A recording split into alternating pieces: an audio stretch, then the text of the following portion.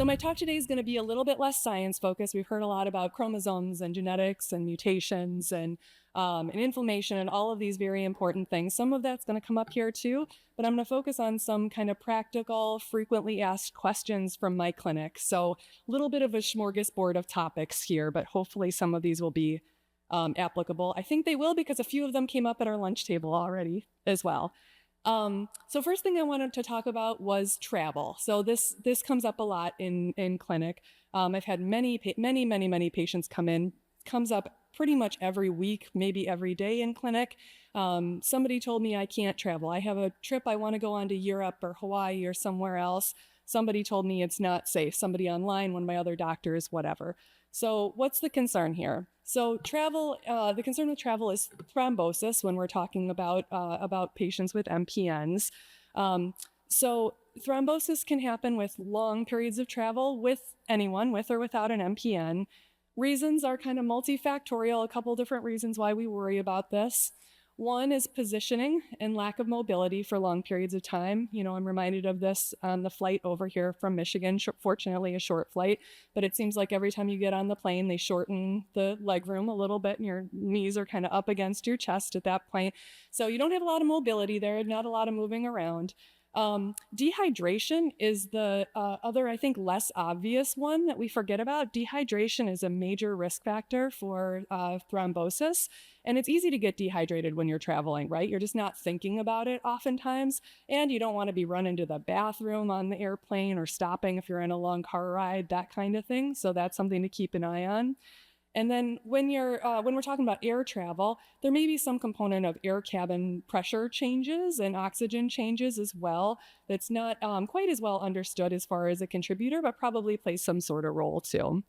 So when we're talking about thrombosis, what to look for? I have a lot of people call after a long flight and say, I'm worried, my feet were a little bit swollen when I got off the plane, my ankles were a little bit puffy, went down quickly, should I be worried? Should I get an ultrasound and look for a blood clot?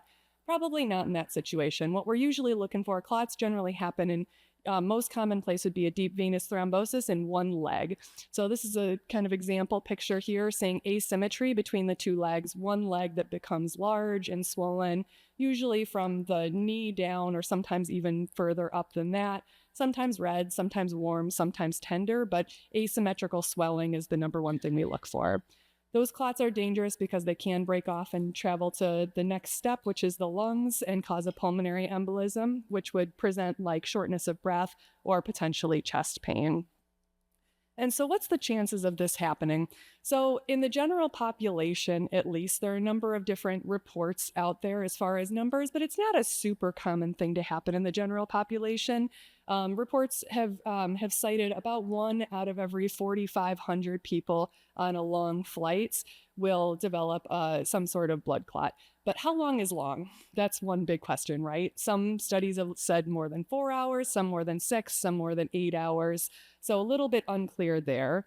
And then among those people with MPNs, what is the actual risk with long travel? It's not really well known or well reported, but likely slightly higher at least than the general population. And what's the difference between car travel versus train travel versus plane travel? Also not really well known, likely relatively similar risks. So I think we can say that the risks are a little bit higher than we would like them to be, but we're not talking about risks that are through the roof here. And there are ways that we can get these down so that you can live your life and go to Hawaii. So ways that we can hopefully optimize and decrease risk. There are a few medical ways, first of all, and then there are a few lifestyle or there are things that you can do.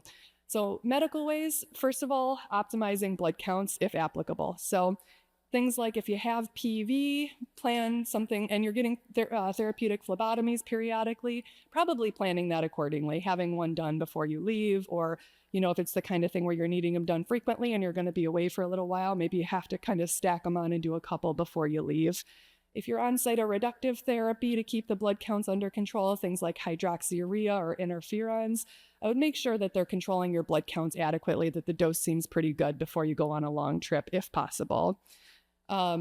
If you're taking aspirin daily, make sure you're taking it right around the time of a long trip is probably not the time to start missing doses willy-nilly.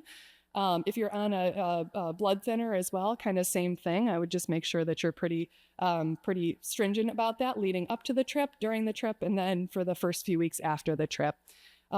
There may be some rare situations where your doctor might even talk to you about starting a low dose of a blood thinner for very high risk travel and very high risk patient populations. This is an uncommon thing for us to recommend just for the purpose of travel, but it's worth asking, especially if you've had blood clots before, especially if you've had been off of blood thinners for any period of time. I think another important thing to remember is to bring some documentation about your diagnosis and your medications. There's a couple different ways that you can do that. You can put a little card in your wallet with that kind of information. Some people wear wristbands. A lot of people don't like to do that. I think the most common place these days where first responders look for medical information is your phone. So if you do have a smartphone, there's usually that emergency button on there that people can get to without being able to access everything else on your phone. You can very easily put things in there. Your diagnosis, I would just write something like polycythemia vera, parentheses, blood clot risk, something like that. So a first responder would recognize it. And then any medications, applicable medications that you're taking. Some non-medical things you can do to lower the risk as well. Getting up and walking is probably the number one thing you can do while you're traveling. Sometimes possible, sometimes not possible. But what I mean by this is every 2 hours or so, if you can, if you're on an airplane and it's safe to get up and move around, I think that's a good time period to do so. But please don't say, if there's turbulence and they tell you to take your seats, please don't say, but my doctor told me I have to get up. Please make sure it's safe first. But getting up and moving around can definitely help. If you're in a long car ride, I know this can be difficult as well to stop all the time. But number 3 on this list will make that easier. If you stay really well hydrated and you have to go to the bathroom a lot, that also makes you get up and move around a lot. So I think that's good. Even if you can't get up and move around a lot, even if you're stuck in the seating position, you can still keep moving a little bit. Doing knee raises as much as you can, kind of up and down.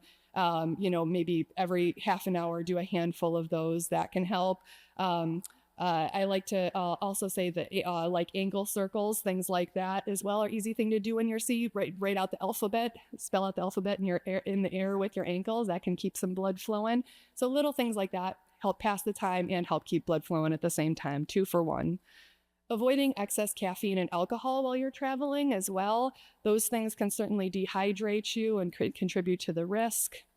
Take breaks when you're driving if possible. Probably consider trying to avoid very long travel if you have a very recent blood clot, like within the last 4 weeks or so. Talk to your doctor about this, of course, if that's the situation. But that time period initially before that blood clot is stabled is the highest risk for having something happen related to that. So once you're further out, the risk will go down. Compression stockings, people ask about a lot. I think this is a big question mark. So compression stockings, some people like them and they can certainly decrease the risk of having some of that swelling in your feet at the end of a long trip. Whether or not they decrease the blood clot risk, not really well proven at least, and they probably can increase the risk in some situations. So if they're too tight around the top, they can actually impede blood flow back to your body, so that can actually increase the risk. So what I say about compression stockings is if you like them, if they're comfortable, if they're not too tight, sure, no reason why not to use them. But if you don't like them or if they're too tight or if you're not sure, just forget about it and get up and move around as much as you can. Okay, great. So the next thing that comes up kind of on the same vein here is surgeries and MPNs. We were talking about this at lunch a little bit too.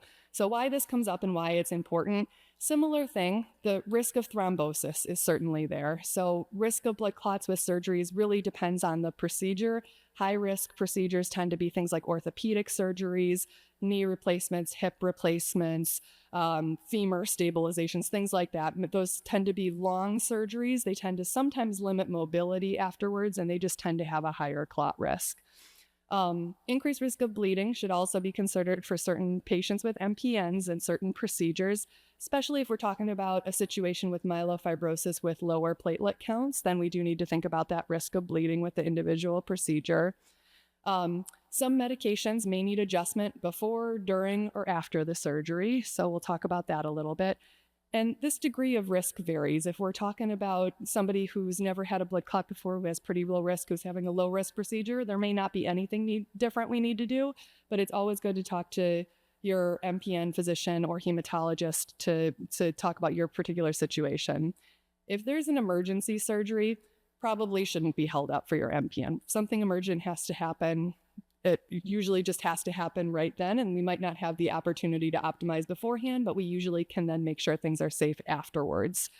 What I'm talking about here mostly is for more of the elective procedures where we do have the luxury of time to plan this out and make sure things go as smoothly as possible. So similar recommendations on the first one here for the perioperative period, kind of before, during, and after surgery. For somebody with ET or PV, blood count control prior is very important.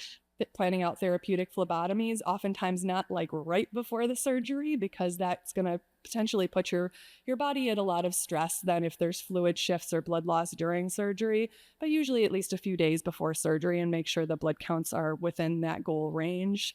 Make sure cytoreduction doses are optimized beforehand. For most of our cytoreductive treatments, hydroxyurea, interferons, those sorts of things, around the time of surgery, there's usually no reason to hold them before surgery. And in fact, it's usually more important that we continue them through surgery to keep people's clot risk low. For myelofibrosis, we may need to use things like blood transfusions or platelet transfusions before surgery to boost up to safe thresholds, depending on the procedure. Minimizing time off of aspirin or blood thinners as much as safe is important too. This kind of came up at lunch as well too. I see this happen on a regular basis too, that many surgeons for many procedures have kind of standard recommendations for the general population that they'll give to somebody. And they'll say, hold your aspirin for 2 weeks before and 2 weeks after your procedure, something like that, a standard language sort of thing. That may not be appropriate for your MPN, and they may not realize that for your specific situation. So it's important to talk to your MPN physician about that. For most procedures, there's usually no need to be off of aspirin for more than a few days beforehand or more than a day or two afterwards. There are exceptions to that, but for most of them, we can kind of minimize that period. There may be certain situations where we may actually start you on a blood thinner after surgery preventively too, even if you've never been on one before, for a period of weeks or maybe even a month, 6 weeks, 8 weeks, something like that for certain high risk orthopedic procedures. So again, worth talking to your MPN physician about. We'll usually also recommend this is not to you have no control over this part, but to the anesthesiologist or the surgeon to make sure that you're well hydrated when you're in the operating room, if there's going to be a long surgery that you're going to be under for, to make sure that there's not dehydration or massive blood loss happening. Of course, that should not be happening, but to make sure they're very attentive to your hydration status as well. And then making sure early mobilization after surgery is important too. That part is partially on you, at least, to get up and moving after surgery if you're able to. I think the most important part with all of these things being said is for communication between your teams. I think it's really important to have your hematologist involved in any pre-procedure planning as much as possible, and hopefully communicating with your surgeon and or anesthesiologist, whoever's being involved in planning out the procedure. I know that can sometimes be easier said than done. My tip to you, my suggestion to you, if possible, is to actually set up an appointment with your hematologist or MPN physician beforehand.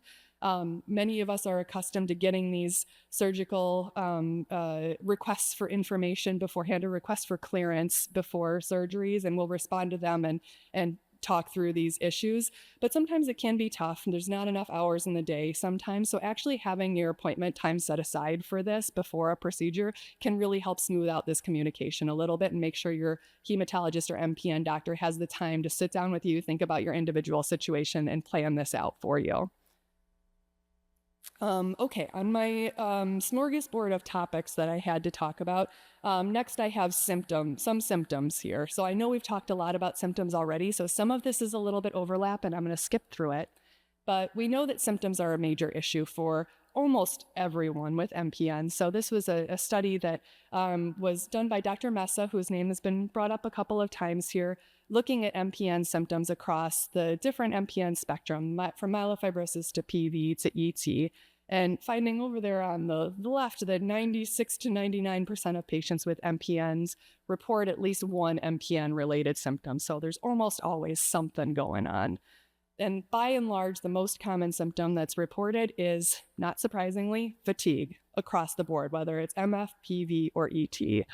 So what are we going to do about this? Sorry, the slide didn't show up very pretty. I thought I had prettier colors, but it must have gotten lost in translation. I'm sorry, I didn't. But I guess brown for fatigue is probably kind of appropriate. So why is fatigue so difficult to manage? Why can't we just give everybody a pill and make their fatigue levels better? Well, it's a multifactorial problem. There's not just one cause of it, which means there's not just one solution for it. So we've heard the term cytokines, discussion of inflammation throughout the day. That's a big component of fatigue. Cytopenias or low blood counts can absolutely go into fatigue as well. And what I should have included here as well is iron deficiency. So we know that iron deficiency is a little bit different than having anemia. So for people with polycythemia vera who have too high of red blood cell counts, they're not anemic. But if you're getting therapeutic phlebotomies and having blood cells removed periodically, you likely do get iron deficient. Not anemic, so you don't have low blood counts, but you are iron deficient. Iron deficiency, even without anemia, can absolutely cause fatigue as well. Other reasons, mood disturbance, we talked about the mind-body connection, so important for fatigue levels as well. Poor sleep can happen for so many different reasons. Hormonal disruptions, cortisol regulation, metabolic changes, all of those things. Deconditioning, this like slippery slope we can get into where you're tired, so you're doing less physically, so you're getting in more out of shape and less good cardiovascular shape. And then you're even more tired and do less. That slippery slope is tricky to come back from. And then nutritional difficulties is the last as well, related to spleen or appetite from these disorders. So we're up against a lot with fatigue. Tips to combat this fatigue. Like I said, if I had a magic pill, if any of us had a magic pill, we'd be rich and famous by now, but we don't. So I think things to focus on, we've talked about this a lot, some of the lifestyle things already. Exercise is important, and this has been alluded to that there's no one size fits all exercise, I think, that is best for everybody. But I think the most important thing is something that's going to be consistent and sustainable for you. So something that you actually enjoy doing and a plan that you can stick with. Similarly, nutrition, also just one or two slides on nutrition here as well. Sleep hygiene is important. I won't get into all the different things, and I am probably the last person to be talking about sleep and sleep hygiene, to be honest with you. But making sure you're getting as much uninterrupted and quality sleep as possible. Managing stress levels, I should also not be the person talking about this, but also very important. And then medication. So some of these cytoreductive medications, some of the JAK inhibitors, a lot of these medications are being given with the goal of helping somebody feel better, but better does not always equal perfect, and it usually does not completely take the place of numbers 1 through 4 on this list. So still all very important. So just a word on nutrition. As we've talked about before, and as Dr. Ashton, I think very nicely said, I don't think there's a one-size-fits-all dietary answer or recommendation for probably much of anything, but certainly not when we're talking about MPNs and this heterogeneous group of diseases and heterogeneous population. But that being said, there is some data out there on the Mediterranean diet. As you might be aware, Mediterranean diet is something that emphasizes extra virgin olive oil, fruits, vegetables, whole grains, legumes, fish, those kinds of things. So nothing crazy, kind of a general, what you would think about as a fresh, heart-healthy sort of diet, minimizing over-processed or highly processed foods as much as possible. And this may be helpful in reducing total body inflammation and improving some symptoms to some extent. So there have been some studies going on out there around the country showing that patients with MPN specifically who adhere to a Mediterranean diet versus a heart-healthy USDA diet, slightly different diet, do tend to have slight improvements in some of their MPN-related symptoms like fatigue, some positive changes in inflammatory cytokines in their blood, and questionable maybe some impact on the gut microbiome that was so nicely brought up earlier as well. So I would keep an eye out for more data about this and other diets. But I think, again, with this, the most important diet is going to be one that you like, that you can adhere to, and that makes you feel better. So we're here talking about women with MPNs, and there are, I think, some overlaps here between what I was going to talk about and what others are going to talk about. So I'm just going to hit a couple of points that I suspect might not be focused on too much, and I apologize if we're overlapping. So we talked about some of the difference between males and females with MPNs as far as epidemiology and incidence. We also have already seen from Lindsay this nice slide earlier in the day showing some symptom differences by gender as well. So some unique situations coming up with women, issues related to menstruation and contraception. So we might hear a little bit about this in the coming talks, but just to briefly at least lead into that, women with MPNs may have some reasons to have heavy menstrual bleeding. So this is one consideration. In PV, sometimes that's not a terrible thing. It certainly can be bothersome. It may be to an unsafe extent. However, if it's mild, actually menstrual cycles or slightly heavy menstrual cycles may actually help with therapeutic phlebotomy requirements. So one thing to think about, and important to monitor, those hemoglobin levels and iron levels. In ET, however, it can be more bothersome, can lead to iron deficiency, which is not the goal in people with ET, and even higher platelet counts as a result of iron deficiency. So definitely something to pay attention to. The most common, one of the more common things that I have come up with young adults in our clinic is birth control options for patients with ET and PV. Reason being that estrogens historically have been shown to increase the risk of thrombosis. We saw that earlier from one of Lindsay's slides as well, that for young women on oral contraceptive pills that contain estrogen who have diagnosis of ET, that the risk of thrombosis is up to about 25%, which is, it's not 100% risk, but it's certainly more than what I would consider an acceptable risk. So we generally try to veer away from the estrogen-containing birth control pills and veer towards things like either progesterone-only pills, IUDs, condoms or barrier methods, other things like that for contraception. There are some kind of individual cases where none of those are great options, or where we need something containing estrogen to control bleeding or something like that. If that's the case, we do it very carefully with as low of doses of estrogen as we can, and we monitor closely for things like blood counts and blood clot signs. As far as pregnancy, I just have two quick slides on pregnancy here. I wasn't sure if anyone else is going to mention this. If you are interested in pregnancy considerations with MPNs, I would refer you to the MPN advocacy website. I think there's a beautiful video up there from last year's event where Dr. Gabby Hobbs presented her research and a lot of these recommendations. And I believe that video is up on the website, and she did a whole talk on this, and it's much, she does it much more justice than I will do in just 2 slides here. But there are a lot of medical considerations here related to pregnancy. So it's very crucial to involve an MPN expert as well as a high-risk obstetrician in this whole situation, ideally from the time before contraception or before conception till postpartum. So risks include risks to the mom of thrombosis, certainly during and after pregnancy, risk of an early first trimester miscarriage. Preterm delivery risks are also there as well, and then bleeding risk during pregnancy or during delivery. So I won't go through this whole complicated management recommendation guideline for pregnancy, but I will point out that most patients with MPNs during pregnancy will be started on a low-dose aspirin at least through the duration of their pregnancy. For certain high-risk situations, we'll use things like low molecular weight heparin, like a more legitimate blood thinner during pregnancy and then after pregnancy as well. And for certain high-risk patients, we'll also offer things like interferons for cytoreduction. Medications like hydroxyurea are usually not, and the JAK inhibitors are generally not considered safe for use during pregnancy, but the interferons generally are. So there may be a change or an initiation of therapy that's required during this time.